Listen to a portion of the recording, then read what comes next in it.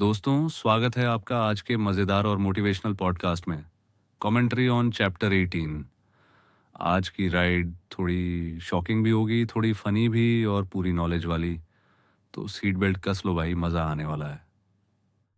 सबसे पहले Benjamin Graham का फंडा याद रखो। मार्केट में अच्छा या बुरा स्टॉक नहीं होता, बस अच्छा या बुरा प्राइस होता है। मतलब हर स्टॉक कभी सस्ता होगा, कभी महंगा होगा। असली खिलाड़ी वही है जो दाम देखकर खेले, नाम देखकर नहीं। PIR। एक, सिस्को वर्स सिस्को। सुनो सीन, मार्च 2000 में सिस्को बना दुनिया की सबसे वैल्यूएबल कंपनी। Value $548 billion.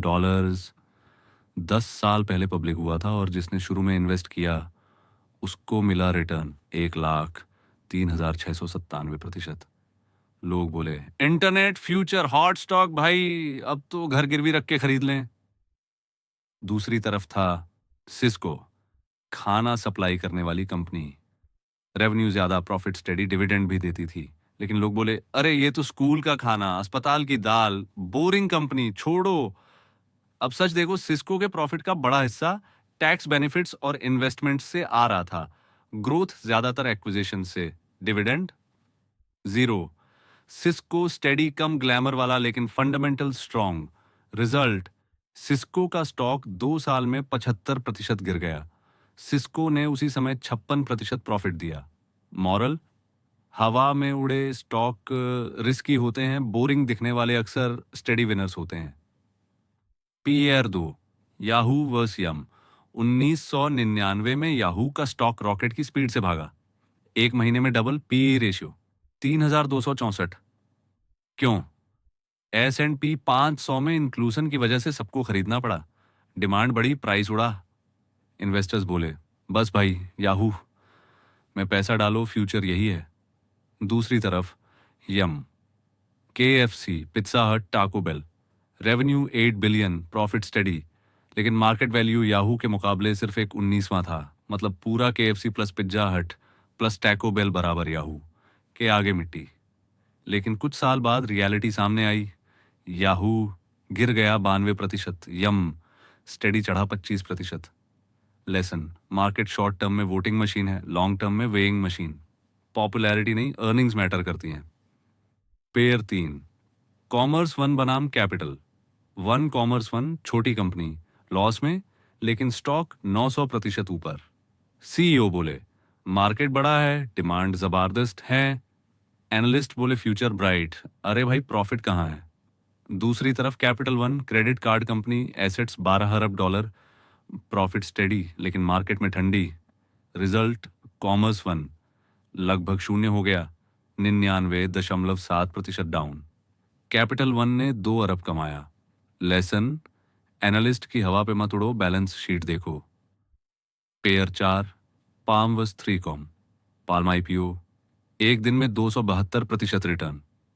लोग बोले हॉट गैजेट मस्ट बाय। लेकिन ध्यान दो, 3 कॉम के पास पाम के शेयर्स थे। 3 कॉम खरीदो तो पाम फ्री में मिल रहा था, प्लस ऊपर से 3 कॉम का बाकी बिजनेस भी। मार्केट ने क्या किया? पाल्म को स्काई हाई प्राइस दिया और 3CM को माइनस वैल्यू। मतलब ऐसा लग रहा था कि 3 कॉम का बाकी बिजनेस -$22 बिलियन। रिजल्ट ऑब्वियस, दोनों क्रैश हुए लेकिन पाल्म वालों की हालत वर्स्ट हुई। Pair 5, CMGI versus CGI CMGI, internet incubator.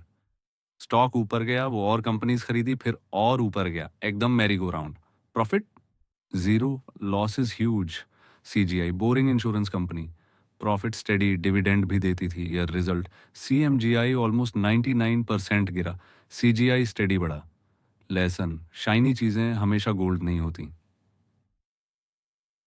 Pair 6, ball व striker market panic. World com scandal में बॉल और स्ट्राइकर दोनों गिरे। बॉल चीप वैल्यूएशन पे था, स्ट्राइकर महंगा लेकिन ग्रोथ स्ट्रॉन्ग। दोनों ने बाद में बाउंस किया। बॉल 53% ऊपर, स्ट्राइकर 47% ऊपर। लेसन, मार्केट पैनिक, अनबाम, मौके की बारिश। वैल्यू और ग्रोथ दोनों डिस्काउंट में मिलते हैं। Pair 7, Nortel west Nortek Nortel, optic fibre glamour company. Loss में थी लेकिन मार्केट कैप $150 अरब। नॉटेक बोरिंग चीजें बनाती थी, fans, siding, exhaust, profit steady. Result, Nortel 97% down, Nortek steady बढ़ा और बाद में प्राइवेट बाय आउट हुआ। लेसन, ओवर ऑप्टिमिज्म हमेशा गिराता है।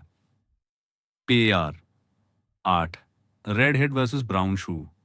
रेड हेड आईपीओ पहले दिन 272% ऊपर, 4 महीने में 1944% जंप।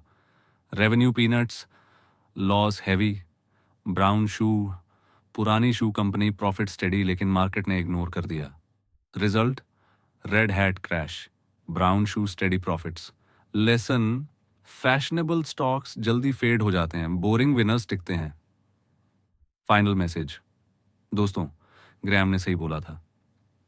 अगर आप सिर्फ प्राइस बढ़ते देखकर स्टॉक खरीदते हो, बिना कंपनी की वैल्यू देखे, तो पछताना पक्का है। मार्केट शॉर्ट टर्म में एक्साइटमेंट दिखाता है लेकिन लॉन्ग टर्म में सिर्फ वैल्यू टिकती है। तो याद रखो, इंटेलिजेंट इन्वेस्टर वही है जो ग्लैमर पे नहीं, फंडामेंटल्स पे खेलता है। पेशेंस रखो, बैलेंस शीट पढ़ो और याद रखो, बोरिंग कंपनीज भी फ्यूचर बना सकती हैं।